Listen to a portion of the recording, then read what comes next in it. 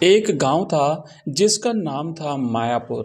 गांव की सुंदरता का तो कुछ कहना ही क्या, क्योंकि उस गांव के किनारे ही एक विशाल जंगल था और उस जंगल में कई तरह के जंगली जानवर एवं पशु पक्षी रहते थे।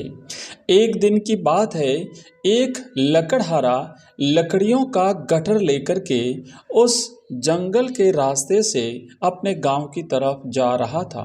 तभी उसे अचानक एक शेर रास्ते में मिला और उस लकड़हारे से बोला, देखो भाई, आज मुझे कोई भी शिकार सुबह से नहीं मिला है और मुझे बहुत तेज भूख लगी है।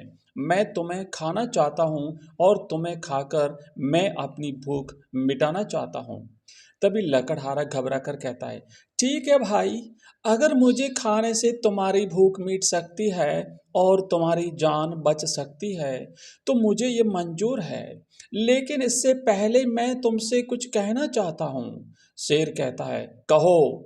तुम तो भैया अकेले हो और तुम्हारे पर किसी की जिम्मेदारी भी नहीं है, परंतु मेरे घर पर बीवी बच्चे भूख से व्याकुल हो रहे हैं। इस कारण मुझे ये लकड़ियां बेचकर घर पर भोजन लेकर जाना होगा।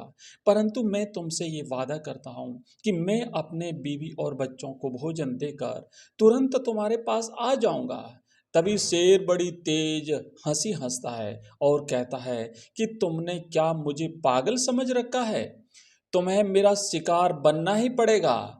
तभी लकड़हारा रोता है और कहता है, कृपया मुझे जाने दो, मैं अपना वादा नहीं तोड़ूंगा। शेर को उस पर दया आ जाती है और कहता है कि तुम्हें सूर्य डूबने से पहले ही आना होगा। लकड़हारा कहता है, ठीक है। जब लकड़हारा अपनी बीवी और बच्चों को भोजन देकर शेर के पास वापस आया तो शेर प्रसन्न होता है और कहता है, तुम्हें मारकर मैं कोई पाप नहीं करना चाहता। तुम ईश्वर के सच्चे भक्त हो। तभी लकड़हारा शेर का धन्यवाद करता है और खुशी खुशी अपने घर लौट जाता है।